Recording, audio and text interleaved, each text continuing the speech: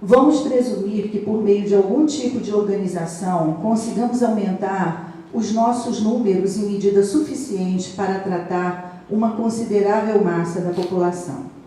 Haverá instituições ou clínicas de pacientes externos, para os quais serão designados médicos preparados, de modo que homens que, de uma forma, cederiam à bebida, mulheres praticamente sucumbiriam ao seu fardo de privações, e crianças para as quais não existe escolha, a não ser o embrutecimento ou a neurose, possam tornar-se capazes, pela análise, de resistência e de trabalho eficiente. Pode ser que passe um longo tempo antes que o Estado chegue a compreender como são urgentes esses deveres. Mais cedo ou mais tarde, contudo, chegaremos a isso. Defrontar-nos-emos, então, com a tarefa de adaptar a técnica às novas condições. E foi isso que ela fez. Ela não pegou o modelo que nós conhecemos e aplicou no hospital. Ela adaptou às diversidades encontradas, né? E isso é permitido, né? Até o texto nunca foi tão atual, né? E a Ana, então, nos comunica que, apesar de condições adversas, o trabalho acontece. Sem dúvida, há necessidade de inúmeras adaptações para que seja dado ao paciente o lugar de sujeito. Um sujeito que consiga colocar em palavras o seu sofrimento. Isso é primordial no trabalho. Com a apresentação do caso atendido, Ana, você mostrou para nós como é viável a teoria e a prática e como foi sua atuação diante da angústia de um paciente crônico em hemodiálise. A coragem para falar do que sentia, o seu fortalecimento para enfrentar a doença e repensar a sua vida.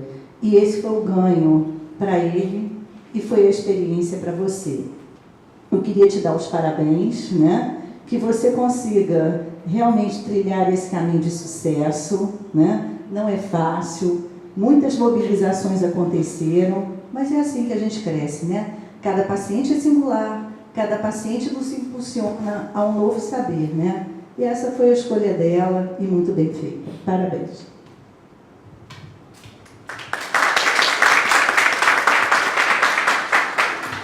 Bom dia, como já foi dito, eu sou Ana Paula, psicóloga, recém-formada, me formei em 2016, em dezembro de 2016, e eu queria começar falando sobre o motivo desse tema. Esse livro aqui que vocês estão vendo, esse livrinho, é a minha monografia na íntegra. Nada foi tirado e nada foi acrescentado. E foi uma surpresa muito grande para mim, porque isso não foi intencional. Chegar a livro, a monografia chegar a livro, não houve uma intenção. Você escreveu, algumas pessoas me perguntaram, você escreveu com a intenção de publicar? Não, eu escrevi minha monografia, eu só não sabia que eu já estava escrevendo um livro, né? E teve esse fruto, e eu queria começar falando, eu quero falar um pouco sobre como é o trabalho do psicólogo no hospital, porque trabalhar na instituição é difícil. Mas eu quero começar dizendo o motivo dessa temática, né? O motivo de falar sobre a importância desse atendimento psicológico. Então, a gente trata os aspectos psicológicos em torno desse adoecimento que existe. E eu venho falando da importância desse atendimento, porque, embora seja um atendimento, às vezes, hostilizado, ele é um atendimento que te dá uma resposta muito positiva. A gente vê esse resultado. A gente vê como o paciente progride à medida que ele adere a esse tratamento. Como ele consegue, aos poucos, ir diluindo a sua angústia, o seu sofrimento. Como ele consegue colocar em palavras aquilo que é tão atroz para ele.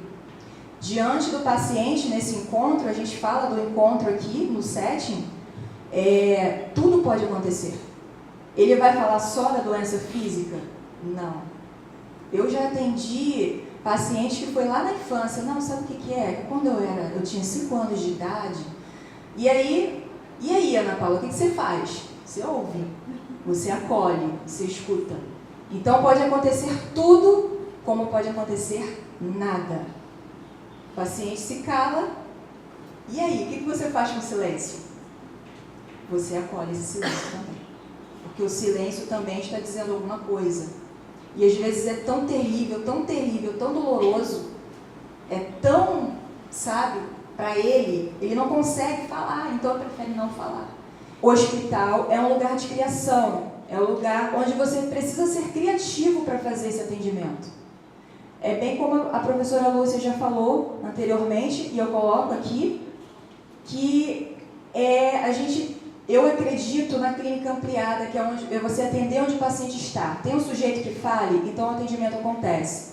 Então você tem que saber lidar com essa equipe, você tem que saber lidar com esse setor, às vezes com muito barulho, às vezes é um dia em que a dinâmica está bastante agitada, é um dia que talvez você não consiga desenvolver todo o atendimento, porque aquele paciente tem horário para fazer exame e o psicólogo está no meio de tudo isso.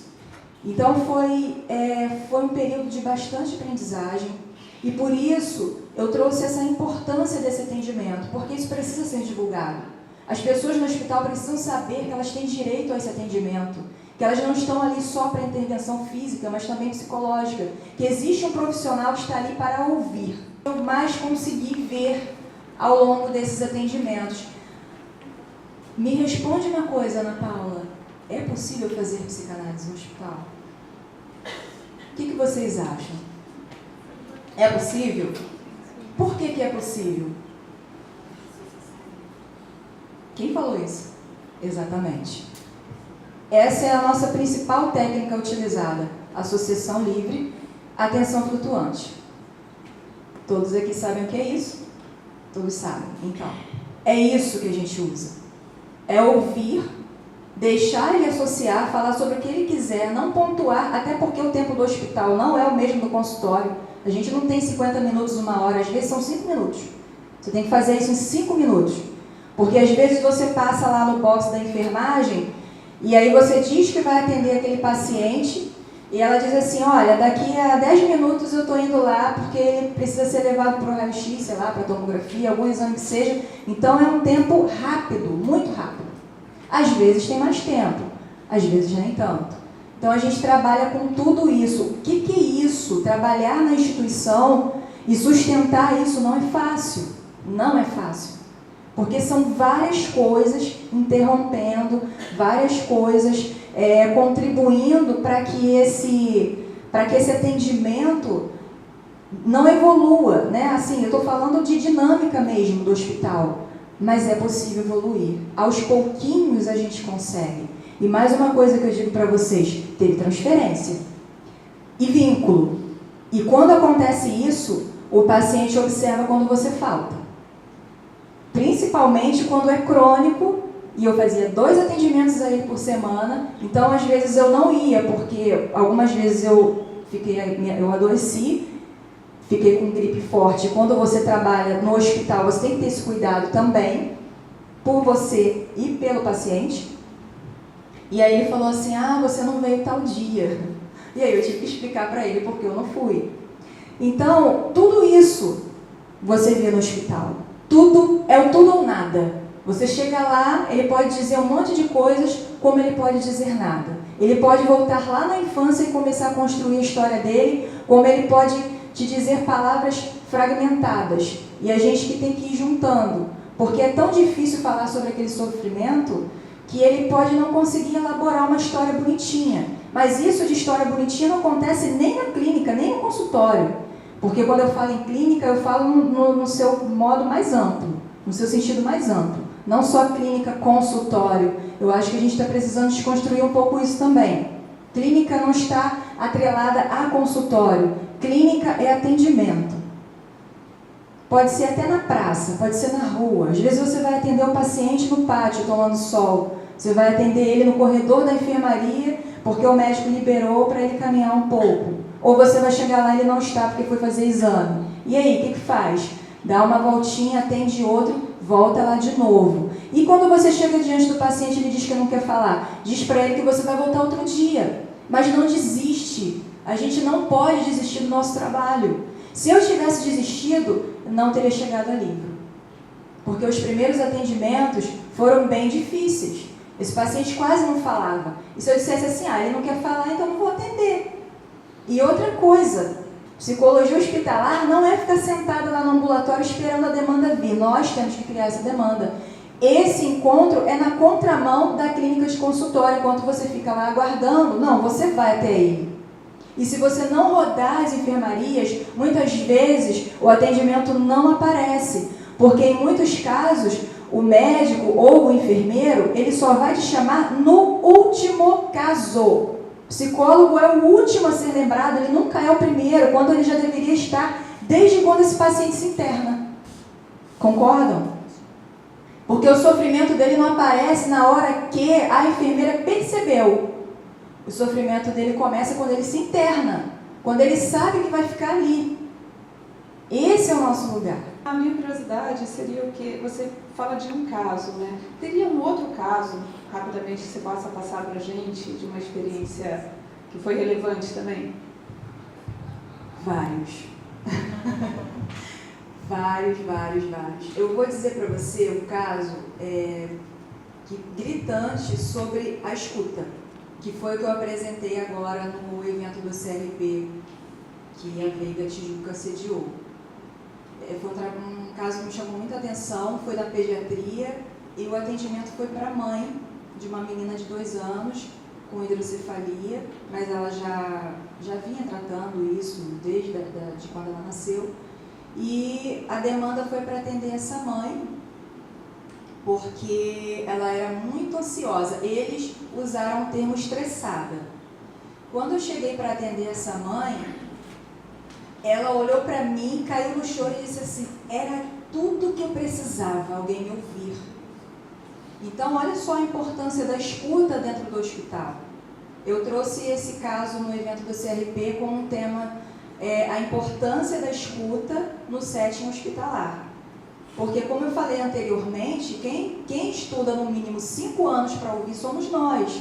A equipe de saúde, ela não tem essa característica. E quando eu me apresentei a ela chorava muito, mas muito mesmo.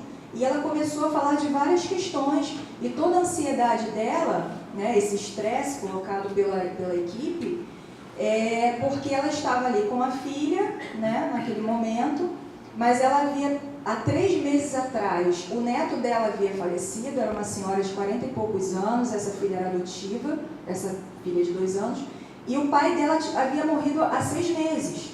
Então ela teve duas perdas em pouco tempo e estava ali agora no hospital com essa filha.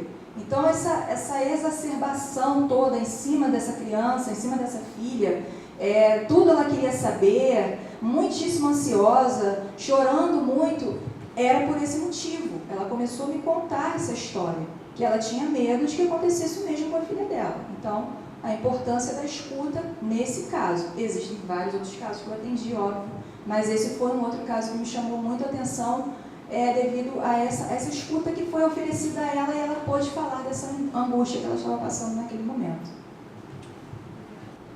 Então, são vocês, alunos, que nos formam, professores. Então, a ideia dessa mesa aqui é para que vocês se sintam representados, para que vocês consigam enxergar o potencial de cada um de vocês, para que a caminhada seja um pouquinho mais leve.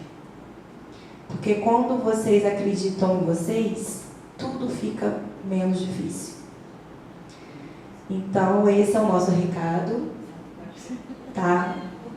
Com certeza da Lúcia também, que vocês se sintam representados aqui na fala da Ana, como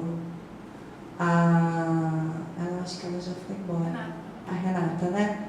Quando ela disse que a Ana já esteve onde vocês estão, e de fato, e por que não vocês não podem estar aqui ano que vem, né? Então, essa é a ideia. Parabéns, Ana, mais uma vez, e obrigada, gente, pela manhã de hoje.